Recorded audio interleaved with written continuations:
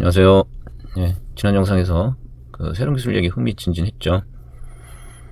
그리고 영상 마칠 때 그 하나 제일 이제 만들어지게 된 부분을 말씀드린다고 했는데, 아무래도 그 지금 이 스토리들이 제가 뭐 기록해 놓은 것도 아니고 제 머릿속에서 다 뽑아내고 있거든요. 그러다 보니까 중간중간 이제 얘기를 하면서 잠시 잠깐 까먹었던 생각나는 일들, 이런 것들이 또 있더라고요. 그래서 요 하나 제일 얘기는 다음 영상으로 미루도록 하고, 그 사이에 좀 얘기했어야 되는 부분들, 이런 부분들 몇 개를 이번 영상에서 말씀을 드릴게요. 이것도 재밌을 거예요. 자, 첫 번째는 이 하나경 아카데미가 만들어질 때 사실은 제가 원장으로서 고생을 엄청 많이 했거든요. 뭐 제 얘기를 좀 더 해야 스토리가 잘 연결될 것 같아서 그 부분을 잠깐 말씀드릴게요. 그때 그 하나 경영이 어디에 자리 잡았다 그랬죠? 조계사 맞은편이었죠. 그래서 그 지도를 잠깐만 또 네이버 지도 제가 띄워드릴게요. 네. 그래서 이 하나경 아카데미가 자리 잡은 건 그때 신한은행 말씀드렸던 것 같네요. 여기 종각역 보이시죠? 저기 조금만 내려볼까요? 네, 여기 종각역. 종각역에서 이제 저 북쪽으로, 그러니까 안국동 쪽으로 가다 오면 여기 신한은행 보이시죠? 그게 이 조계사 맞은편에 있다 그랬잖아요. 자, 요 건물에서 학원을 시작을 했어요. 근데 학원 시작하면서 어떤 문제가 생겼냐면, 자, 이제 1월부터 2000년 1월부터 학원을 시작해야 되니까, 자, 준비는 여름 지나서 바로 했죠. 그래서 이제 여름 때부터 건물 물색을 하고, 근데 이 종로 인근 시내권에서 그 일정 규모 이상의 학원을 할 수 있을 만한 건물을 찾는 건 쉽지가 않아요. 다행히 요 건물을 찾아냈어요. 그래서 아마 요 건물 제 기억에 2층에 한 3분의 2 정도? 2층에 다른 사무실 좀 있어서 2층에 한 3분의 2 정도 하고, 3층 전체 아마 이렇게 해서 이제 학원을 시작을 했거든요. 근데 어떤 문제가 생겼냐면, 여러분들 이 건물마다 다 용도가 있거든요. 건물에 용도가 있어요. 뭐 주거용, 그 다음에 뭐 상업용, 그 다음에 뭐 근린, 생활시설 등등 여러 가지 용도가 있잖아요. 학원 같은 경우는 아마 그 면적 기준, 그 당시에 이 150평 이하 학원은 그 근린 생활시설에 그냥 신청하면 허가를 내주거든요. 근데 대형 학원은 저 별도로 교육 업무 시설로 용도를 인허가 받아야, 그래야만 자 학원 허가가 나요. 물론 그 용도는 이제 구청 소관이고, 최종 학원 설립 승인하는 건 이제 교육청 소관이죠. 그래서 이제 자 구청에다가 자 용도 변경 신청하고, 그리고 자 공사를 이제 본격적으로 시작을 했죠.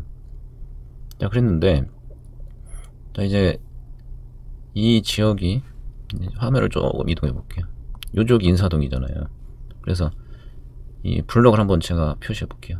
자 이 대로 기준 쭉 여기까지, 자 이쪽이 헐리우드 극장 있는 쪽이.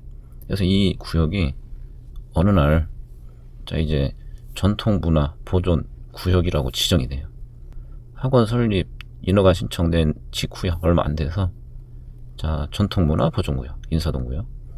그래서 자 그 조치가 내려진 이후 일체의 건물 용도 변경이 이제 불가한 걸로 이렇게 됐어요. 자 근데 우리는 신청을 미리 했기 때문에 자뭐 영향을 받을까 뭐 이렇게 생각을 하고 진행을 했죠. 그 1월달에 학원 오픈을 했죠. 자 단 1월달 오픈할 때는 공식적으로 교육청 허가가 나지 않은 상태였어요. 그 일종의 불법적 형태로 이제 학원이 시작이 된 거죠. 그래서 이제 기다리고 있었죠. 뭐 시청선 접수했으니까 허가 나겠지라고 생각하고 기다리고 있었죠. 근데 이게 잘 안 나오는 거예요. 그러던 어느 날 한 3월쯤에, 자 3월쯤에 고발장이 접수가 됐어요. 지금 불법 학원 영업에 대한 고발장이 접수가 됐어요. 큰일 났죠. 그래서 이걸 누가 고발을 했지? 누구지? 했는데 아무래도 의심받는 데가 한 군데 있잖아요. 근데 그 의심 받을까봐 그쪽에서는 아예 먼저 의사 표명을 하더라고요. 우리는 그런 거 한 적 없다. 그건 사실인 것 같아요. 나중에 알고 봤더니 고발장 접수한 것은 관할 행정기관이에요. 자 교육청이 자 지금 관리 책임이 있기 때문에 아무튼 공식적으로 그 허가 나지 않은 상태에서 영업을 하니까 불법 영업이다라고 해서 저 고발장을 접수한 거예요. 자, 물론 결과적으로는 결국 해결은 됐어요. 근데 그 해결하는 과정에서 제가 엄청나게 고생을 했죠. 공식 허가 난 것은 한 5월 초쯤에 허가 났어요. 그래서 이제 결국 이제 최종적으로 문제가 다 해결이 됐는데 그 2달 동안 정말 많은 고생을 했다. 자, 결국 허가를 내릴 수밖에 없는 거죠. 왜? 우리가 신청 접수한 시점이 이 조치가 내려지기 전이었어요. 근데 그거 가지고 이제 내부적으로 관할 관청들에서 엄청나게 고민을 했던 것 같아요. 과연 어떻게 해야 되냐. 근데 결국은 접수가 먼저 이루어진 건까지는 자, 이제 공식적으로 허가를 내준다라고 해서 5월 달에 결국 해결이 됐어요. 예, 그런 일이 있었고요. 자, 또 한 가지는 이제 화면으로 돌아갈까요? 자, 또 한 가지는 뭐냐면 예, 그 부분도 제가 지난 영상들에서 좀 정교하게 말씀을 안 드린 것 같은데, 자, 하나경영아카데미가 만들어지기 전 원래 웅지를 기준으로 말씀을 드릴게요. 자, 원래 웅지에서 그 점액에 담당하던 선생님이 3분이죠. 자, 송땡엽 회계사, 그 다음에 정민호 회계사, 박영웅 회계사 3분이었는데, 자, 곰곰이 생각해봤더니 이 송땡엽 회계사는 중급 회계 위주로 강의를 많이 했고 고급 회계를 가끔 한 번씩 했어요. 그 다음에 이제 정민호 회사가 회계 원리, 그 다음에 중급 회계 여기에 집중했고, 박영 회사도 회계 원리 같이 했고 대신 고급 회계 강의했단 말이에요. 아마 정민호 회사 중급, 박영 회사 고급, 이건 앞선 영상에서 말씀드렸는데 회계 원리 쪽 말씀드리려고 그래요. 회계 원리는 되게 이제 정민호 회사하고 박영 회사가 맡아서 했는데, 자, 그거 한 2, 3년 지나고 나서 정민호 회사가 회계 원리 시장은 다 장악을 했었어요. 그걸 말씀을 안 드렸네요.